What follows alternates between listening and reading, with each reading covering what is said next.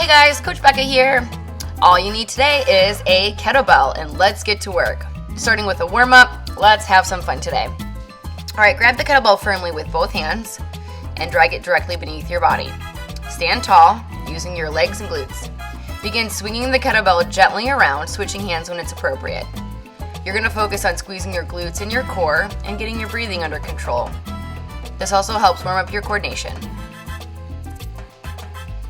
We'll do a few more seconds here and then switch sides. Just a nice little warm up to get you comfortable with the bell, watching the hands, squeezing the glutes, core, and paying attention to the breathing. Just gentle swings around the body. Gently come to the center and lower down, hinging at the hips. Nice job. All right, up next, we're going to use the kettlebell as a target. You're going to knit your abs together or zip up your core, hinge at your hips, and reach towards the bell. Stand in balance at the top if you can. We're going to do 8 per side here in the warm-up, or you can just follow along with me. One thing that's important is to really use your breathing pattern. So inhale, down, exhale, stand. And you'll want to keep a nice straight line from your ankle to your shoulder. That'll help you warm up your glutes and your core without using your lower back. All right, let's switch sides here. And here you can really see that ankle is in line with my shoulder. You can soften your knee as you hinge at the hips. You don't want to keep a stock straight knee here on whichever side you're on now. Remember to inhale and exhale. Hinge at the hips, stand tall.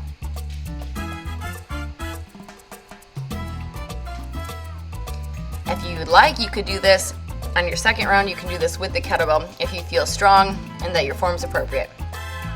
Well done. All right, now we're going to do a bottoms up exercise. So you're grabbing the kettlebell by the horns, dropping your hips under, and standing tall with the bottom of the kettlebell facing up. You're going to sweep the kettlebell around your body and back to the center.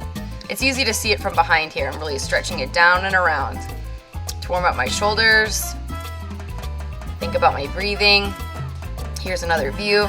Sweep it around and pull it back down. So again, we're going all in one direction. This should really just feel like a good lat and shoulder stretch. Again, think about your breathing. Good work. And we can try the other side now. Sweep it around. And I have a really tall messy bun. I know I kind of chopped it off here in the edit, but that actually adds an extra push there on the shoulder mobility. But that's what this is for, shoulder mobility. And when you're using a kettlebell, you kind of always have to use your core. So even if you're not thinking about it, try to keep your butt and your core tight. All right, drop the hips, elbows onto the knees, and relax. All right, for this next one, you might choose to use a dumbbell. I'll show you how to do it with a dumbbell and a kettlebell. The dumbbell, it's level 1. Just reach your arm up and pull your shoulder down into the joint. That's called the shoulder pack. Now, you're going to stretch towards the floor with the other hand. And keeping your legs as straight as you can, hinge at your hips as you reach towards the floor. You're really rotating through your spine, and that's where you're getting some good spine mobility. As you can see here, if you're not quite as mobile, you can bend that far knee if you need to. So this one works shoulder stability, spine, and hip mobility. Here's the kettlebell version. So I just did a little easy clean, packed my shoulder in, and now I'm hinging at my hip and reaching towards the floor. This is a 20-pound bell I'm using today. You should use what's appropriate for you. If you have a shoulder injury, I recommend just starting with a towel. Hinge at the hips, rotate through the spine.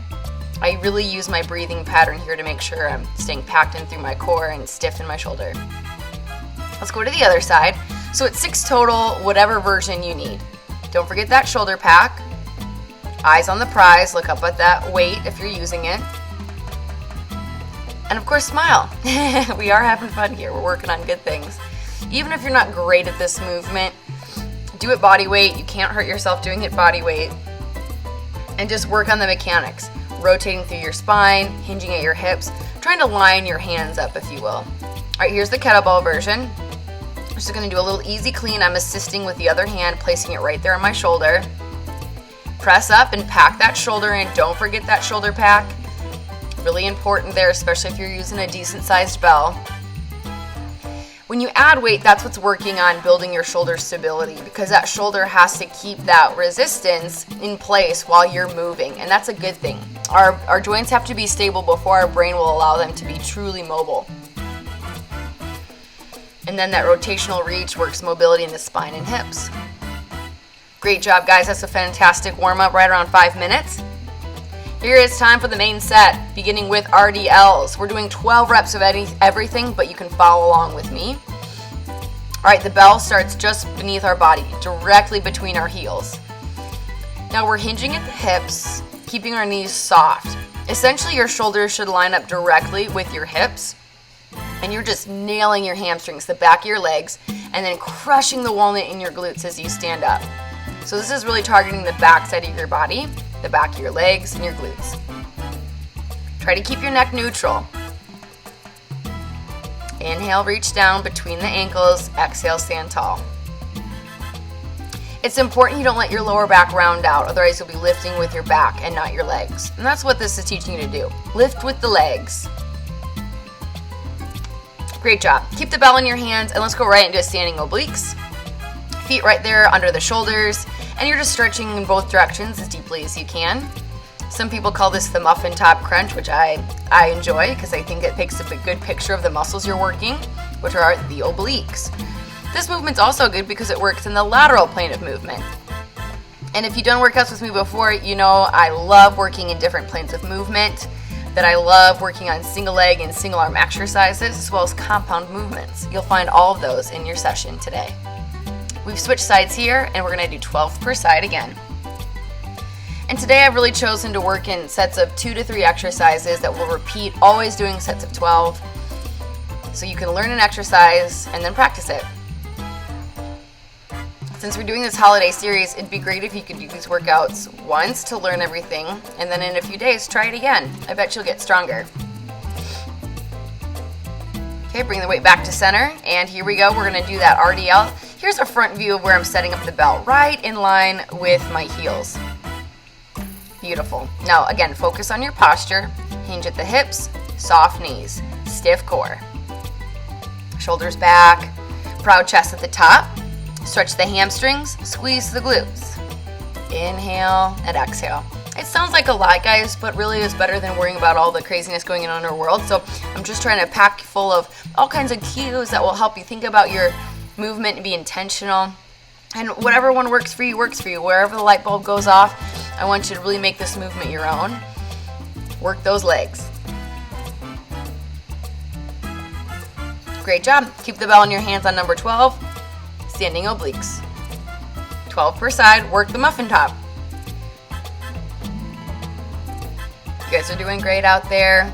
And again, the bell needs to be appropriate for you. So when it's too heavy or, not heavy enough, if you've got a dumbbell around that's more appropriate and you can make it work form-wise, definitely do it.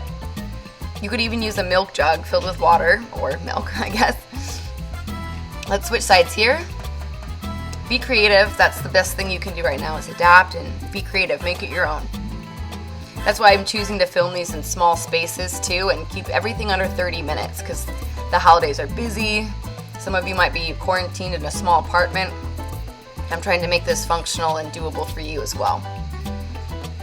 So you don't need a lot of space, time, or equipment for these holiday workouts, which is what I love. They're functional with a lot of frill.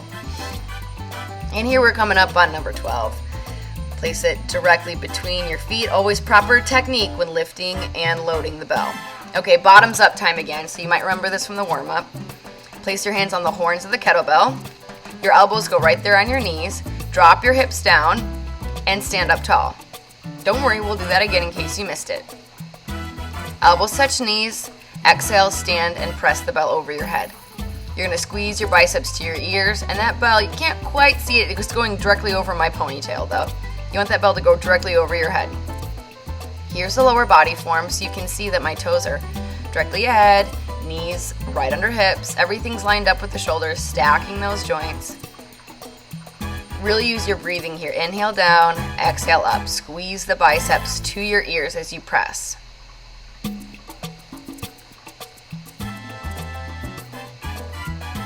12 reps total. And then we're gonna bring it down the same way we brought it up. Elbows on the inside of the knees, place the bell on the floor. All right, time for some core. Russian twist for this set. You're just gonna grab the kettlebell by the horns and rotate. It's 12 per side here. Now, if getting the bell into position kind of left you for a loop on that first round, we're gonna do everything again. So I'll talk you through how to get the bell into the correct position. It's important when you're using kettlebells that you load the kettlebell or prepare for the exercise correctly, and that you recover or bring the kettlebell down, if you will, in the proper technique. Okay, let's do that bottoms up again. Grab the bell by the horns, elbows right on the inside of your knees, drop the hips in, stand up tall. And if you didn't quite get it, again, just rewind, pause, take your time on it. You can do whatever you want at home when you have time on your side. Really squeeze in right there. You want to get that kettlebell directly over your head, so make sure you have a firm grip on it. Keeping those hips below the shoulders, really loading at the hip joint. Remember, smooth is strong, strong is smooth. So keep that tempo right in line with your breathing pattern. Inhale, exhale. Bring it down just the same way you brought it up to protect your lower back and all your joints. All right, let's time to work that core. 12 Russian twists per side. I'm leaving my feet on the floor, knees slightly bent, rotating at the shoulders. If you'd like to lift your feet, you can. That's totally up to you. Just be mindful of your back and just your technique overall. It's all about quality of movement. Good job working those legs and core muscles. We're almost there. Remember, it's 12 all day long now, 12 per side on a single-sided exercise. Nice job.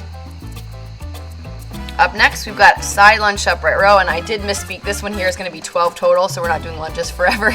Feet really wide, toes straight ahead. Pull the weight at the top. So essentially, you're squatting on one side, stretching on the other. So squat to the outside leg, stretch the inside leg. Feet really wide. I can't stress that enough, guys. You really got to go into a wide stance. Toes straight ahead. Drop those hips. You're not letting that kettlebell pull your chest down. You're loading at the hip joint. If you feel your lower back, you're probably reaching and hinging at your hips, which is not what we want in this particular exercise. Drop, drop, drop the hips. Especially there, drop that kettlebell down gently. And up next, we've got a straight leg sit-up. If you're just beginning, I recommend that you do this one without weight. Just a regular old straight leg sit-up, exactly what it sounds like. Legs straight ahead, rolling up, rolling down. Timed with your breathing. Inhale, exhale. Inhale, exhale. Looking good out there, guys. We'll do these each again here. And just like that, we're already halfway through our workout, guys, so you're doing awesome. Obviously, we're keeping the rest down, and that's how we're able to fit in a full functional workout in 25 minutes, just minimizing rest and working our reps for endurance. Sets of 12, definitely endurance focus. Standing up tall, there's that proper lifting technique. Loading and unloading is very important when working with kettlebells, or any weight really in general. This one here is 12 total repetitions. Working the legs, specifically the quads and glutes, and the shoulders. Now this is a nice exercise too, because not only is it a compound movement that requires legs and upper body, it's also a lateral plane of movement exercise, or side to side. Something where if you're a cyclist, like me, you might not get into that plane of movement very much. Therefore, you might get injured more likely in your activities of daily life. So this one's great for injury prevention, and it's functional for that purpose. All right, straight leg sit-up time, going to 12. Remember to time the movement with your breathing. You can always hit pause if I'm moving too quickly. Today's exercise repetitions and sets, like I mentioned briefly before, are endurance focused, so they're good for toning muscles, building some muscular endurance. If you'd like to add weight, I recommend that every time you do this, increase no more by 10% on your weight. And you can build muscle doing this particular workout several times, slowly increasing the weight you use. You might drop the reps as you do that, but that's a conversation for another time. All right, well done, guys. Here's a tricky move, the kettlebell good morning. You're gonna need that bottoms up lift again, so you should be a pro at getting the kettlebell into position here. Raise the bell up, bend at the elbows, and place it on the top of your back. Now, if you have really tight shoulders, this position is gonna be very difficult for you. You can try holding it at your chest, but make sure your bell is light enough, because this one will nail your lower back if you don't do it correctly. So essentially, I describe this as an upside down deadlift. The resistance is on your upper back. You're hinging at your hips as you soften your knees. It's the same exact movement as the RDL we did at the beginning, but now the resistance is in a different location. They're called good mornings because tomorrow you'll definitely feel the exercise in your hamstrings and glutes. Remember to inhale down, exhale up. Stretch the hamstrings, then squeeze the glutes. Now make sure you have a nice grip on the kettlebell as you bring it up by straightening the arms, lowering it down in front of you just like you brought it up, and relaxing down. Didn't quite follow the same way I brought it up there, so it's a no on my end here, but we're gonna do 12 mountain climbers per side now. You can walk them or you can run them. Just remember that your hips should stay in line with your shoulders when you're doing a mountain climber. No jumping up and down because we want to target our core here. 12 a side.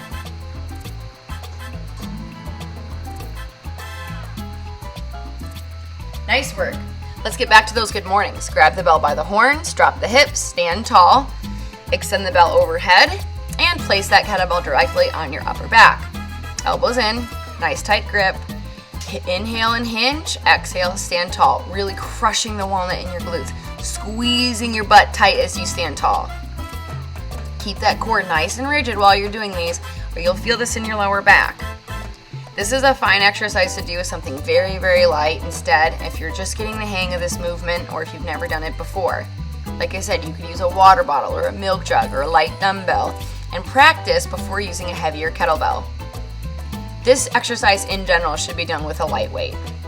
It's very effective. Soft knees, hinge at the hips. You can almost pretend like a wall is behind you and want to just tap that wall with your butt.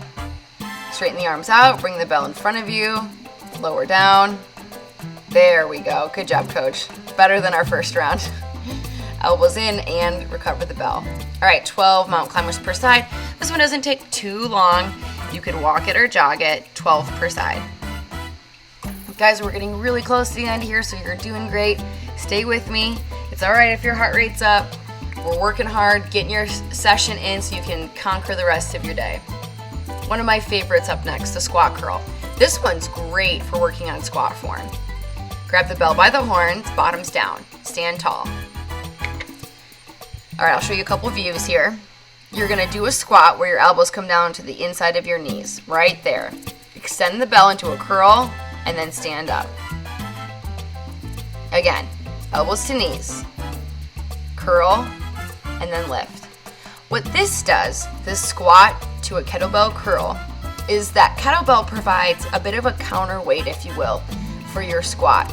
So if you're somebody that really struggles with getting your hips in the right spot, go really slow on this one and feel that your hips can drop into a nice position when you extend the kettlebell. I'm going a little bit more on the tempo side because I've done these for the past decade and I understand the technique there. But if you're just learning this one, notice how, again, my hips are directly in line with my knees. A perfect parallel squat because of the kettlebell in front of me and because of that extension that I do with the curl.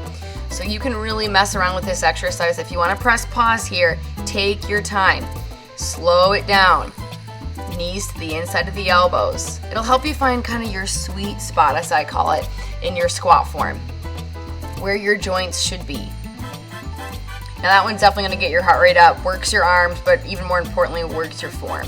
Okay, single leg row. Let's get our shoulders lined with our hips, feet split apart, other hand supported on the opposite leg. 12 rows per side. Pulling that kettlebell up just into the shoulder joint.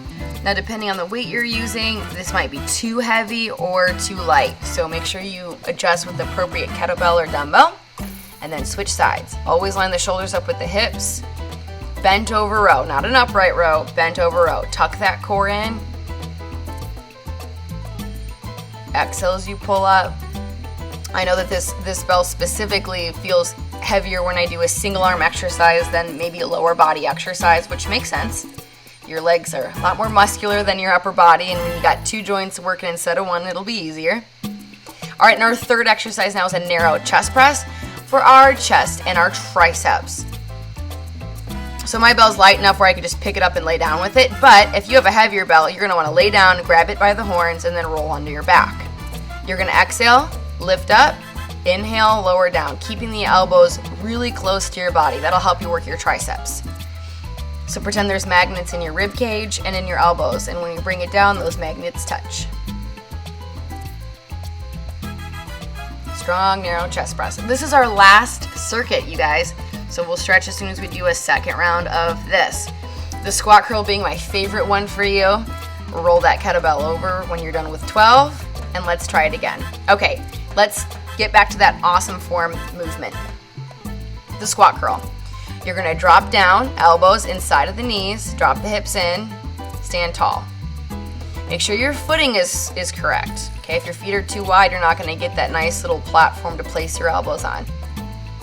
Make sure your hips are low as you squat and then extend the kettlebell. Some of you might feel you're able to extend even further here when you're extending your kettlebell because your counter lever is in a different position.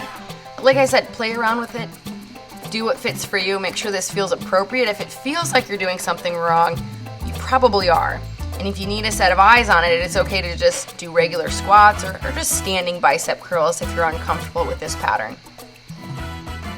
Time it with your breathing. Inhale, exhale, inhale, exhale.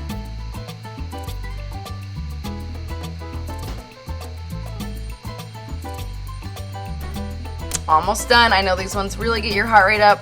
They're tough. They really force you into a really nice squat, really low squat with good technique.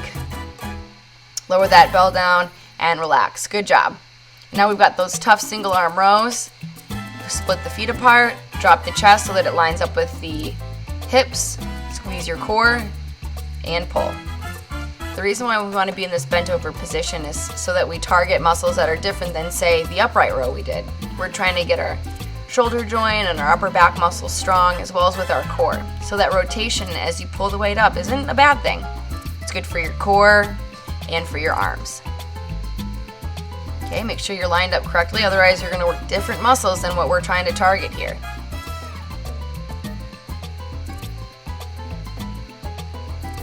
Whenever you get tired, rely on your breathing. Exhale at the hardest point of the movement.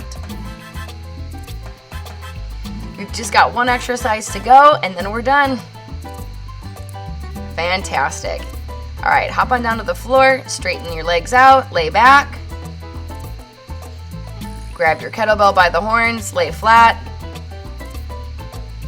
Exhale as you push up. Remember to keep those arms narrow, which if you're using a smaller kettlebell, you might not have the option to go too much wider. So that's another reason why this makes sense. If you're a broad-chested guy or gal and it's just hard for you to keep those elbows in with a smaller kettlebell, you might feel more comfortable using 2 weights here. Again, you have to adapt and adjust for what's best for you. Roll that bell over and rest. Great work, guys. Let's do 2 quick cool down stretches, 2 of my favorites. We're going to do a weighted hip rotation. I'll show you how to do it without a weight if you're not very mobile in your hips yet, but here's how to do it with a kettlebell. I like to do these weighted stretches, these weighted rotations, because that kettlebell kind of helps root my hips down so I can feel the stretch a little bit more. You might slide around a little bit, that's fine. Your knees are just at 90 degrees and you're rotating side to side, keeping your feet in one spot. Here's the non-weighted version, which is great to do as well. This one is great for your hip mobility. Being an endurance athlete, definitely have tight hips from that, which can cause an injury. So I do these ones really regularly. Probably 4 or 5 times a week I do this exercise. Now let's just take that right into a forward fold. If you want to stretch out your lats and your lower back, your glute muscles, this one's great for you. If you want to extend a little bit more, that's where you get that nice lat stretch, which feels really good. For all my swimmers out there, this one's nice after a hard swim set. Let's try the other side now. Just that forward bend. If you can't quite get your elbows to the floor or your hands to the floor, you could use a block or an ottoman or something just to kind of help get your lower back into that stretch. Overall, you guys did awesome today. Thanks for joining me for session 2. Hope to see you guys next week for session 3. Happy holidays. See you again soon. Don't forget to subscribe to stay up to date on all these workouts. As I post them weekly, you'll get nice little notifications there. And visit www.kawokacoaching.com for my favorite recipes, wellness blogs, and more. Thanks, guys. Have a great rest of your holiday season.